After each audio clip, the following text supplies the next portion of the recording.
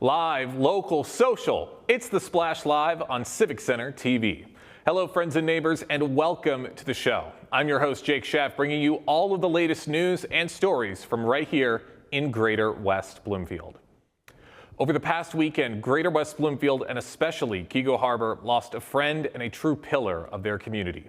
Dennis Kearns of the Jacket Club of Keego Harbor passed away on Friday after battling a brief illness.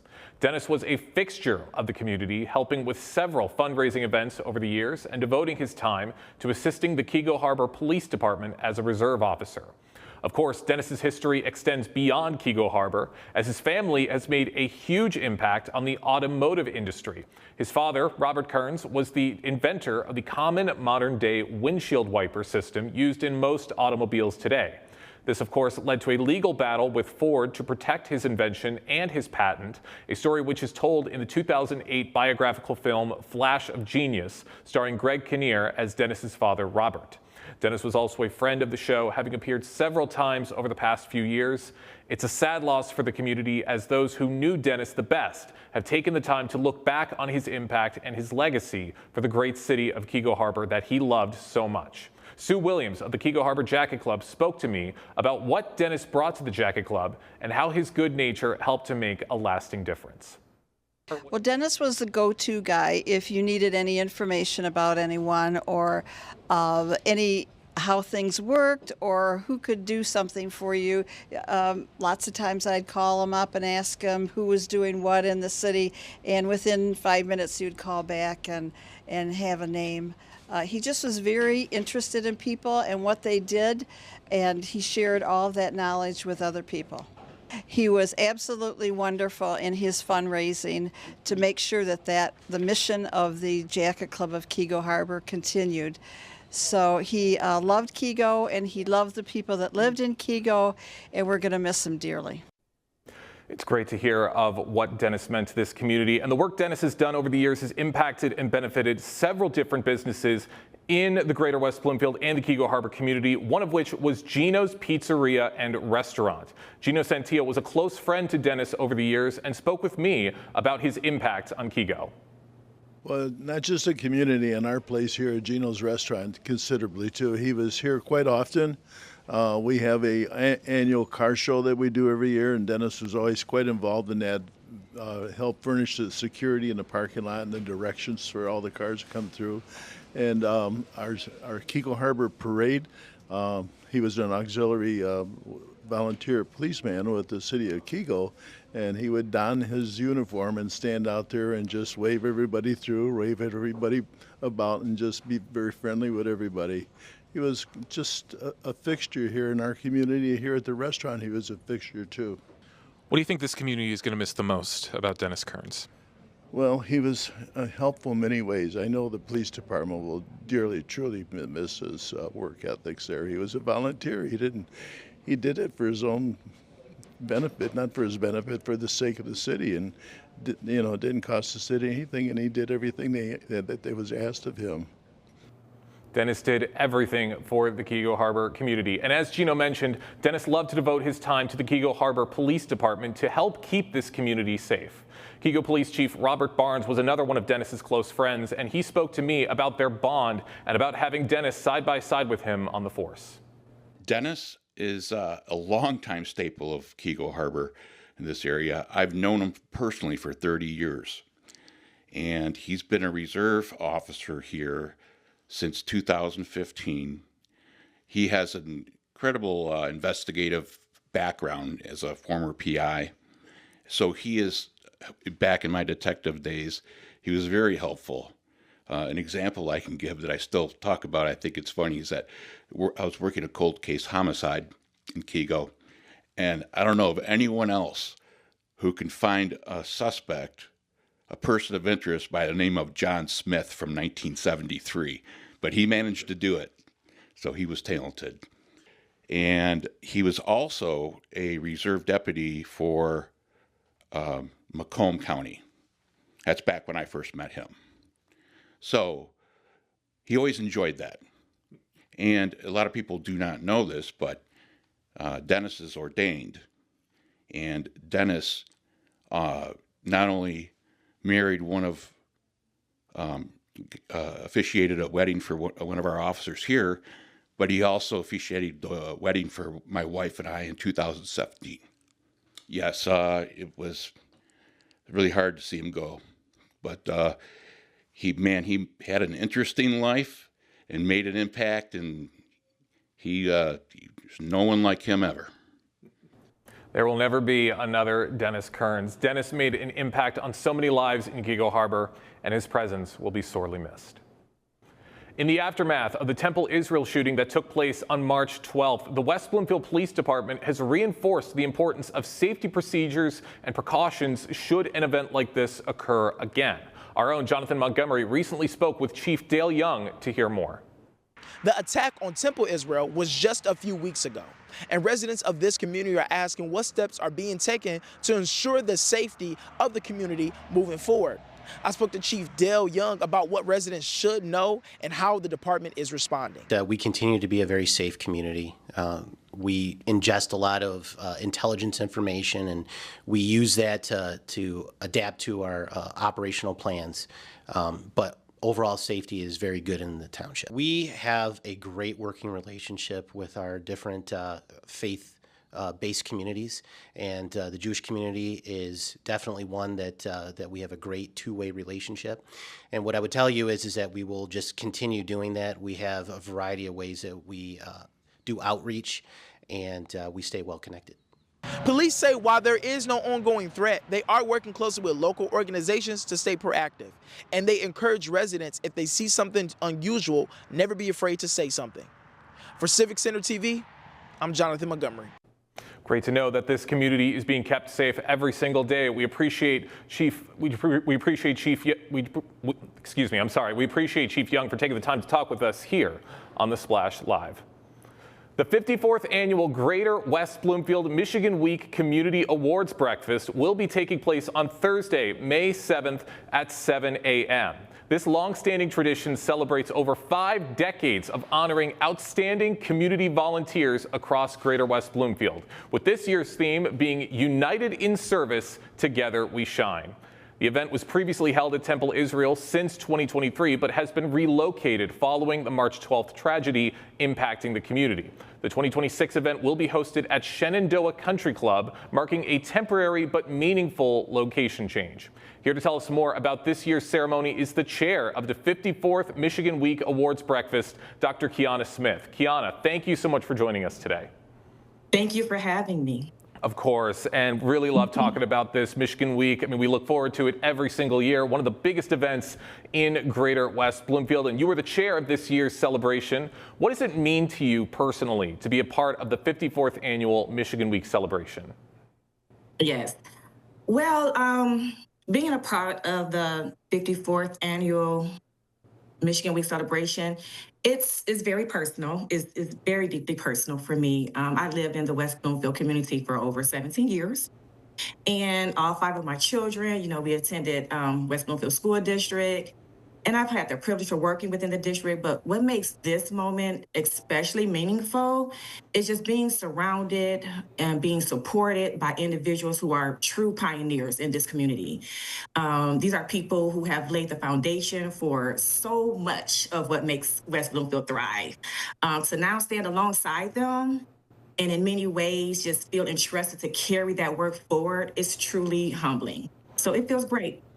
I'd imagine so, and there's so much great work that's been done in Greater West Bloomfield, especially within the last several months. What makes this year's theme, United in Service, Together We Shine, especially meaningful right now? Yes. Well, actually, when we first came up with the theme as a community, we discussed the celebration of the 250th birthday of our country. So it gave us that opportunity to kind of work together as a community to reflect on who we are. But as of late, in light of the tragedy of Temple Israel, it just took a whole deeper meaning. It has truly found its place in that moment.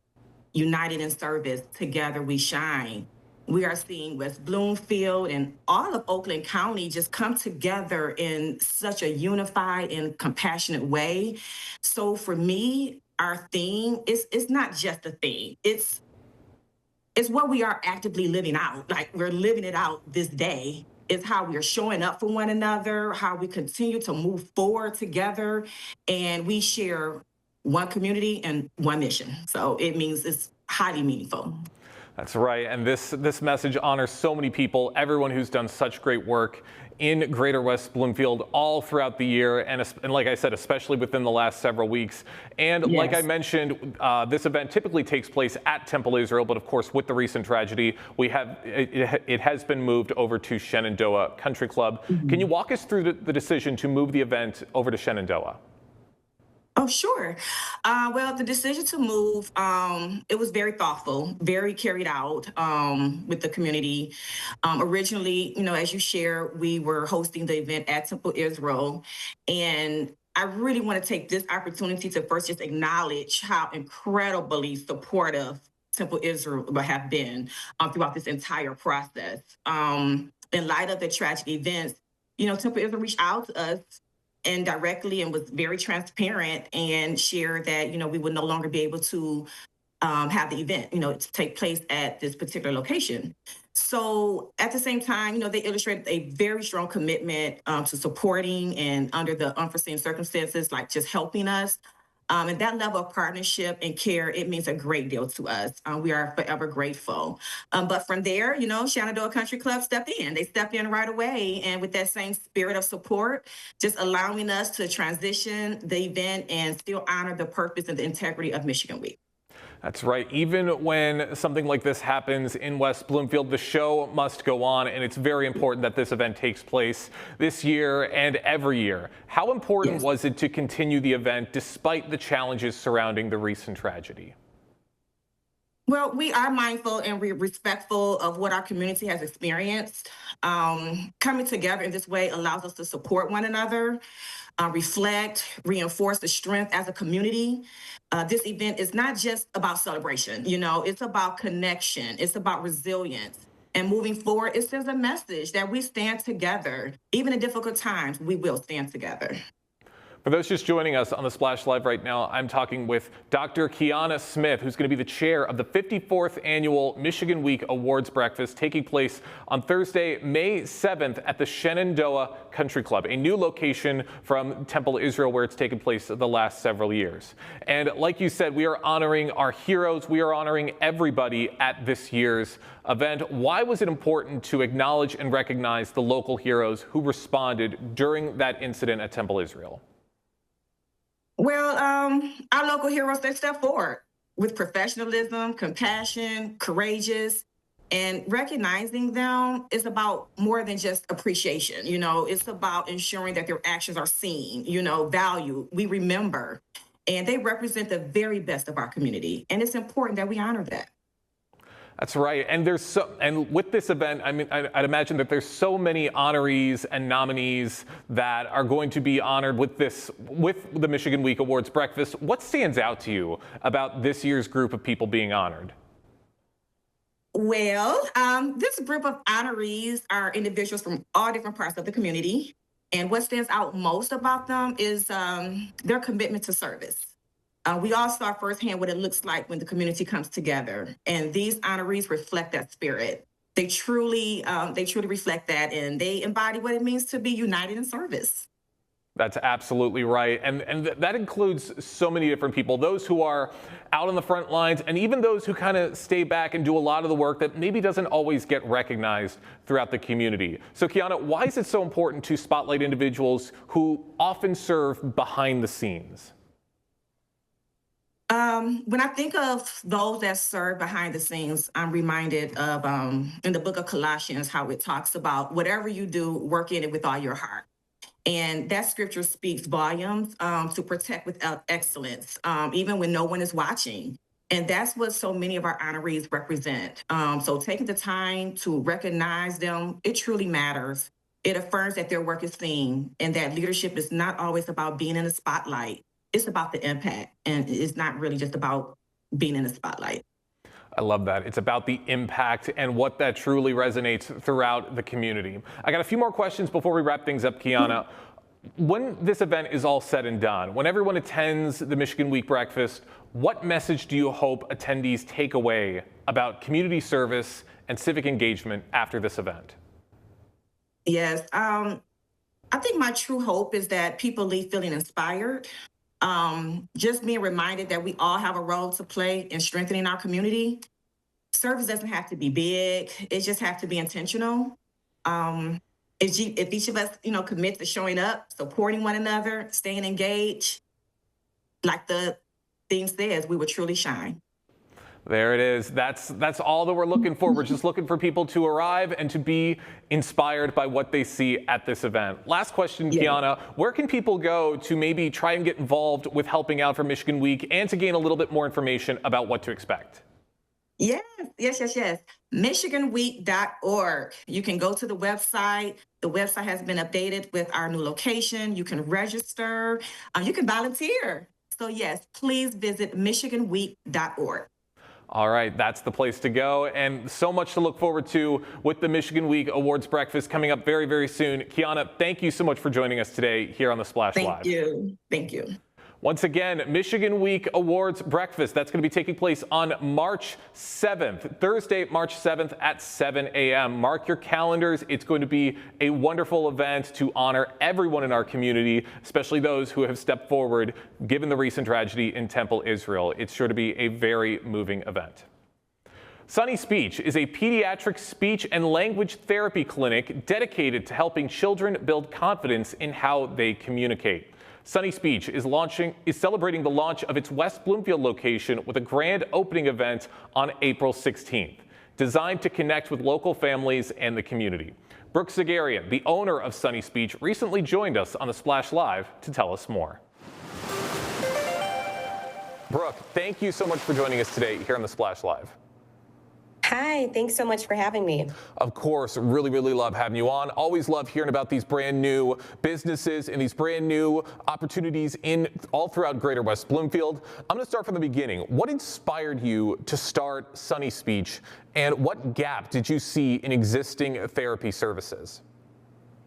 So I started Sunny Speech because I wanted to be able to provide services the way that I truly believed in it. I didn't want it to be run by any red tape that another person was going to put on top of it, or insurance companies kind of dictating what I'm able to do. I wanted to be able to provide the services for the families in the way that they needed it. So we're a small company, and that kind of gives us that opportunity to be able to service families in the way that they need to be serviced. I've worked in so many different other pediatric areas, and I just felt like I really wanted to make this connection with the families, provide them with this community-based platform that all of them can come together. We can talk about what is happening with their child. We can work together as a team in order to be able to help that child move forward, and then we can start to do more group opportunities, so then that way everyone can kind of be a part of this bigger program. Putting the child first and focusing on what they need already sounds great. And Brooke, you just mentioned that you've had a lot of experience in different clinical settings. How has that shaped your approach to this kind of care? So I think I've kind of taken something from every little place that I've worked at. So I've worked in hospitals, I've worked in schools, I've worked in early on, I've worked in other outpatient clinics, and I've seen the things that have happened in all those places, and I've decided that, okay, this is something that I like from here, and this is something that I like from here, and this is kind of what I want to put into this practice. So we offer home visits as well, which is really great and really helpful for the families. We try to make it as collaborative as possible, trying to work with the other team members that the family might have. So we just try to make sure that everyone is kind of working together and making sure that it's as collaborative as possible. That's wonderful. And from what I understand, one of the things you specialize in with Sunny Speech is neurodiversity affirming therapy. What does that mean to you in practice? So neurodiversity affirming therapy means that you are allowing the child to be who they are and who they're meant to be, and you're providing that support. You are not trying to force them into any type of situation or anything that we're trying to make them out to be. We're honoring their needs first, and then we're giving them that ability to express what their needs are. So all of my sessions are child-led. They're all play-based. I'm following what they want to do and then providing the supports where I feel like it's needed. So if that means that we're using a device in order to communicate, I will program that device to be as individualized as possible, making sure that the child's needs come first. And we're also focusing on their strengths. So all my reports have what the child can do, not what they can't do. We like to focus on exactly what the needs of the child are. It really sounds like you're really cultivating a safe environment for these kids to be themselves and to really open up and to be ready for whatever you have to offer. And I love to hear about that, Brooke. And I'm curious, how do you ensure each child's therapy plan is truly individualized? I really approach the families and try to get to understand them better. I encourage them to send me videos of what their child is doing at home, because then I can see it in a home context. And then I just spend a lot of my time with the child and trying to get to know that child. And first and foremost, I want them to feel safe. I don't have a small little clinic space that most speech language pathologists are used to working in. I purposefully chose this location because it has bigger clinic spaces that we can start adding in sensory supports for the child. So then that way they can feel like their needs are met and they can feel safe and regulated. And I can start to understand exactly what their needs are. That's wonderful to hear. For those just joining us right now on the Splash Live, I'm talking with the owner of Sunny Speech, Brooke Sagarian, who is the owner of Sunny Speech. Will be having their grand opening celebration on Thursday, April 16th in West Bloomfield. Now, Brooke, I mean, you just touched on it a little bit ago, but why did you choose West Bloomfield as the location for your brand new space? I love West Bloomfield. It's my family grew up around here. My husband's family's here. My family's here now. It's just such a great community. I love all the families that I get to meet. And, you know, I'm part of the Chaldean community as well. And a lot of us are in West Bloomfield. And so I just feel like I'm at home with the families that I have, and just having my family close by. It's really helpful since I have a little one at home as well. Well, we picked a place with a lot of great connections, Brooke. That's definitely going to go a long way. And with your plans for Sunny Speech, how do you hope it will make a difference for local families here in Greater West Bloomfield? I'm just hoping that families can come to a place where they feel like they are truly being understood, and that the service of care that they're getting is at the highest level.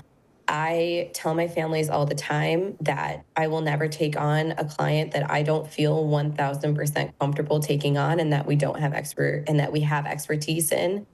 And I also tell my families that any child that walks through my door is now a part of me and a part of Sunny Speech. And so I'm constantly thinking about them, constantly trying to make sure that the families feel supported and that I'm giving them as much support and as much love and care as possible. And that's what every family wants to hear when they find resources like this available in their community. Now, Brooke, as I said, your grand opening is scheduled for April 16th. What can attendees expect from that celebration? We're just hoping that everyone can kind of join together, see the new space. We have a lot of different kinds of, sensory supports there, different kinds of activities for kids. We're going to have food and refreshments, and just come and enjoy, get to meet us, get to meet the space. Well, I'm sure everyone in the community is looking forward to it and looking forward to welcoming you to become a part of the West Bloomfield family, Brooke. Last question before we let you go. I'm sure you have a lot of goals for Sunny Speech for the future. What are your goals for this first year in this brand new space? I really want to start doing more community-based sessions, more groups. So one of my biggest focuses is starting to do more educational opportunities for families. So bringing in experts that can talk about the IEP process, that can talk about feeding, that can talk about, different aspects of speech or occupational therapy, And then also being able to provide group sessions for kids. So then that way the kids can start to meet with each other, start to work on those social skills, and we can just have more community-based events. That's wonderful, Brooke. Can't wait to see what's to come with your business in the many months to come. Thank you so much for joining us today here on The Splash Live. Thank you so much for having me. It's great to have these resources available within Greater West Bloomfield. Once again, the launch of Sunny Speech's West Bloomfield location and their grand opening event will be taking place on April 16th. We got plenty more stories and plenty more topics to get into right here on The Splash Live. We'll be right back after a quick word from a few sponsors. Live, local, social. It's The Splash Live on Civic Center TV. A breath of fresh air will do you a world of good. Breathe in deep and let fresh renew your spirit in pure Michigan. Live, local, social. It's The Splash Live on Civic Center TV. Welcome back to the show. I'm your host, Jake Sheff, bringing you all of the latest stories and events from right here in Greater West Bloomfield. With the snow finally gone and springtime underway, everyone's looking to make their way outside again. But the seasonal change can be a bit of a challenge to navigate for pet owners. Readjusting to the outdoors and prepping for the spring and summer season means planning for everything. Here to tell us more about what pet owners can prepare for is the owner of Good Choices Dog Training and Services, Elaine Chan Whitlow. Elaine, thank you so much for joining us this morning. Hi, thank you for having me. Glad to have you on, and like I said, love talking about topics like this because it means that spring is here, it means the warmer weather's here, and we're getting everybody outside again. So how should pets and pet owners properly prepare for the changing season, especially having just gone through winter? Well, first of all, the change of temperature, the dog can definitely sense a change of season. So a lot of dogs are going to become more active, number one. So they will be craving more walks, getting outside more, and more activity. And number one thing is that make sure that you watch for their hydration. Start them on parasite control, things like that. And one of the things is that because they want to go outside more, if you have a dog outside, make sure that they're not trying to escape their house, trying to run away.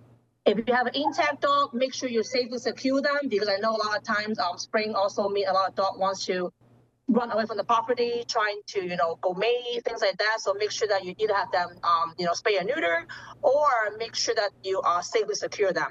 And then for grooming, that's also really important because a lot of dogs are going to be shedding their winter coat because now the spring season is coming. So make sure you work with a professional groomer. If not, make sure that you're regularly brushing them, bathing them, and monitor any signs of allergies on their skin and things like that.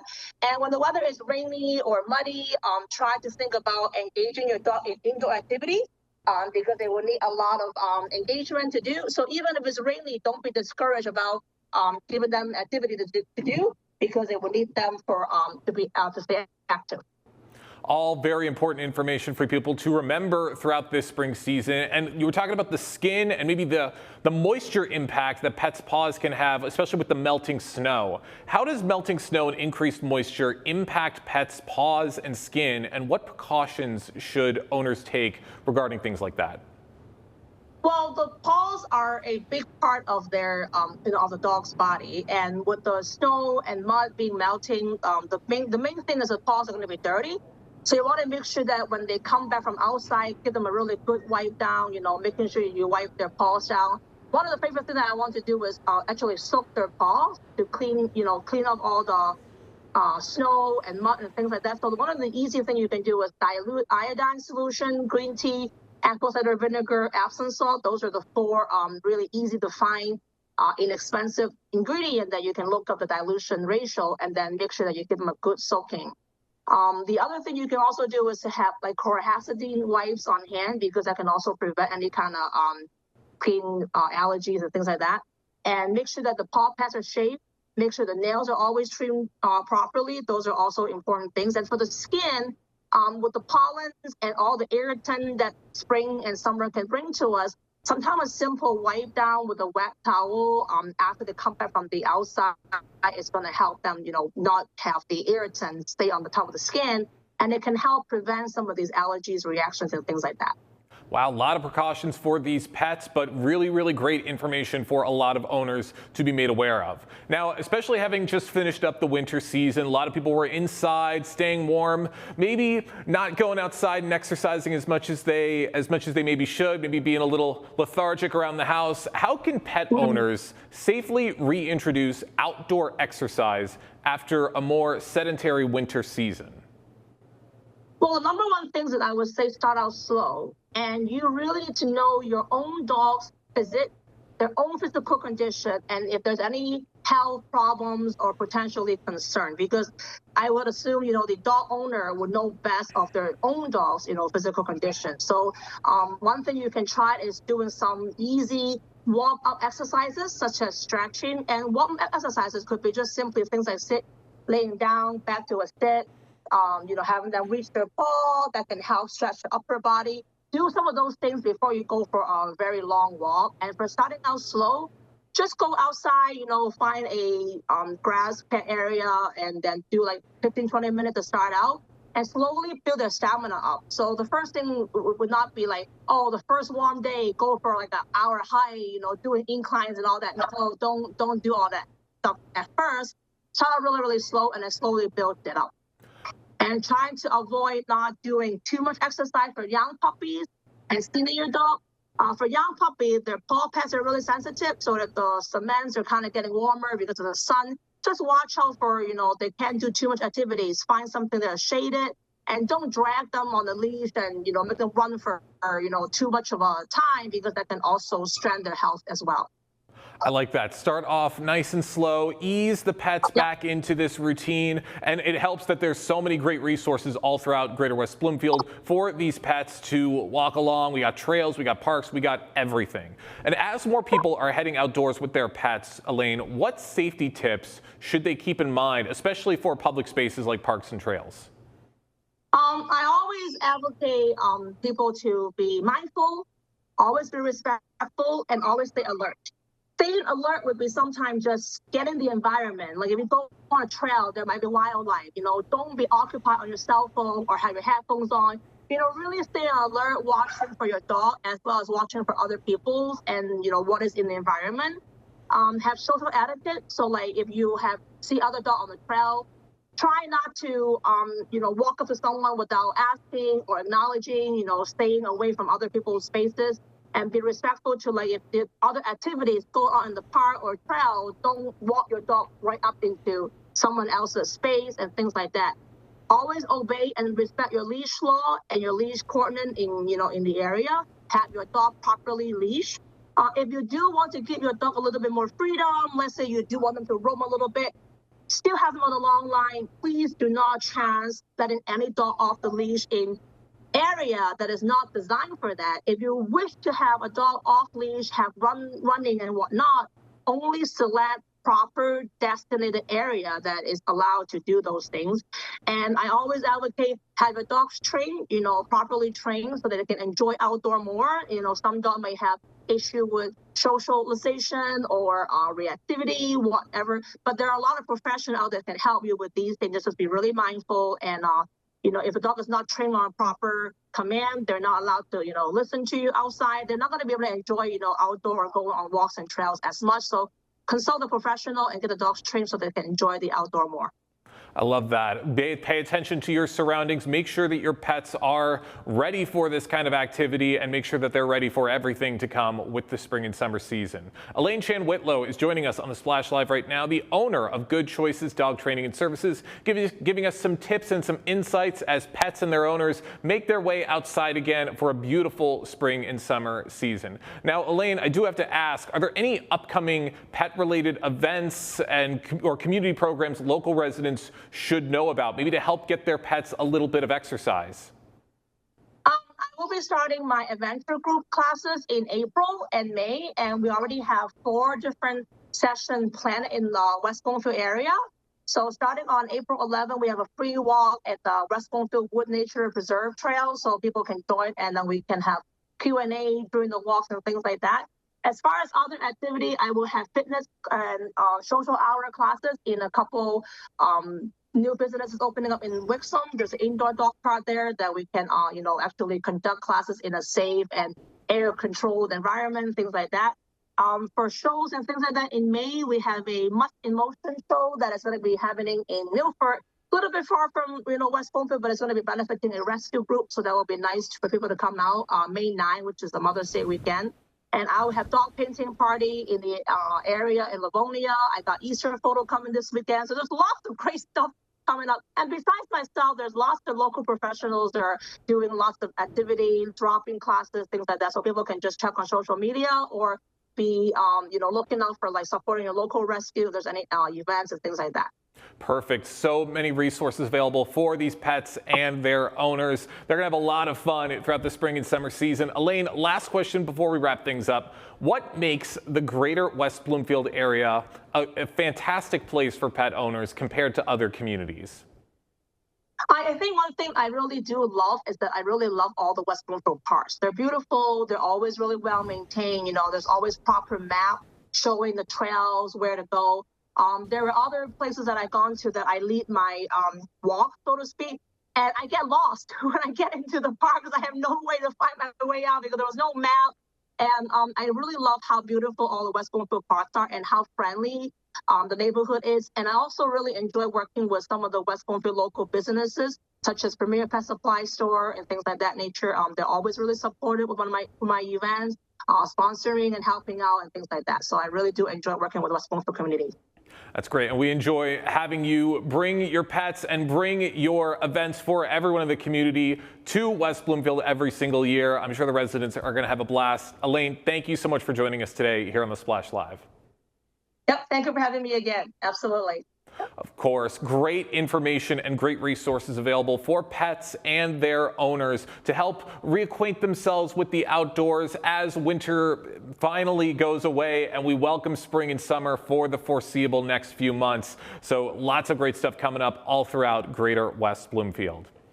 In just a couple short days, the Detroit Tigers will be having their home season opener right at Comerica Park in Detroit on April 3rd. And everyone in Greater West Bloomfield is getting ready. They've got baseball fever, and that is extended all the way to all seasons in West Bloomfield, where they're going to be having a wonderful home opener celebration for the residents at All Seasons to celebrate baseball and to share great stories of times in the past of going to games and celebrating with their love of the Detroit Tigers. Molly Ellenberger with the All Seasons of West Bloomfield joined us on the Splash Live recently to tell us what this event will entail. Molly, thank you so much for joining us today. Thank you for having me. Of course, love talking about stuff like this, especially as more and more great pastimes return for spring and summer. What inspired All Seasons to host a Detroit Tigers home opener celebration for their residents? So we do this every year. It's kind of a celebration that baseball season has started, which is a sport favorite here, and for spring. Love it. And baseball, of course, I mean, it means so much to a lot of different people. Why is baseball such a meaningful sport, especially for the many seniors in this community? I think because they have lived through a lot of baseball through the years. A lot of our residents actually witnessed the Detroit Tigers winning the 4 World Series that they have won. So it just brings a huge celebration to our community that, they get to watch baseball, it's back, and something that they have past memories of going to the games with their families and hosting baseball watch parties. And so it just brings a lot of different emotion and excitement back into the community. I'd imagine so, especially with a team that they've watched for many, many years. I mean, I believe the last time the Tigers won the World Series, if I'm not mistaken, was 1984. So it's been a minute since we've gotten that trophy once again. But what makes recreating the ballpark experience important for residents who may not be able to attend the games in person? I think it's giving them that experience that they've had and reliving those fun memories. It's decorating like the stadium. It's bringing the food that they enjoyed at the stadium. And it's also about just celebrating something that's happy and positive and enjoying that with the new relationships that they have built here at the community and talking about all the memories that they've had over baseball throughout their years. It's great. It's sharing in this common interest that everybody can enjoy, especially with watching the game firsthand and seeing all the action with the Detroit Tigers. Now, Molly, how do events like this support the overall well-being and happiness of your residents? I think it's mood boosting. It's giving them life and getting to experience and create memories with where they're at now in life. And it just brings out a good morality to their well-being. I'd imagine so. And I mean, there's so much that everybody can enjoy, so much that the residents can enjoy with this wonderful event. I mean, especially it gives them something to look forward to with their time at All Seasons. For those just joining us on the Splash Live, I'm talking with Molly Ellenberger, the Life Enrichment Director with All Seasons West Bloomfield, about the Detroit Tigers season opener that they're going to be having on April 3rd for the residents of their community. Now, a baseball celebration, watching a fun game like this, that's always a great time, but having it being opening day, how does opening day in Detroit add a special layer of excitement to this celebration? I think because it's at home, it's the home stadium of our favorite team, and everyone usually is available on this day because a lot of Detroiters do celebrate this, and it just brings back more memories of being excited for Detroit opening day and all the memories that they've lived prior to. And I think it just adds that extra element of excitement and knowing that it's right downtown happening right now. And we're also celebrating here in West Bloomfield. So it adds to the extra excitement. That's right. All of this excitement happening not too far away from right here in West Bloomfield. And there's so much for the residents to take in. Now, Molly, how does All Seasons continue to find creative ways to bring joy and engagement into daily life for these residents? I think the most important thing that we do at All Seasons is getting to know the residents and finding what their hobbies are, what they like doing, and then building on that. And some things for me is you have to adapt and try new things, and working with the community, working as a team and with residents to create new experiences along with the normal activities to have, because you have to keep that perfect balance of trying new things, but also keeping the comfort of they know what these activities are. So working as a team and just getting the feedback of what they want to see. For example, we've had residents who heard about a restaurant on the radio and they said they'd never experienced this restaurant and they really wanted to try it. So we made it happen. And doing those types of things and really listening to what they want is how we keep creating new social experiences. I love that. Listening to the residents, hearing what they want to see happen at All Seasons. I mean, it's that communication that really goes a long way. And I would imagine, especially with events like this, nostalgia probably plays another big role in prepping things and setting the stage for things at All Seasons. What role does nostalgia play in planning events like this, would you say? It plays a really big meaning for that. It's creating that environment. So we have the decor of the Detroit Tigers. It's bringing in the foods that from the ballpark that they remember having, and the music from their era. It just builds on this big event to create the memories that we want to create and remember. Really setting the stage for these seniors. I mean, they're going to have an amazing time watching this game. Molly, I got one more question before we wrap things up. And this is a bit of a broader question, but for families considering senior living options for someone in their family, how do events like this showcase what makes all seasons unique?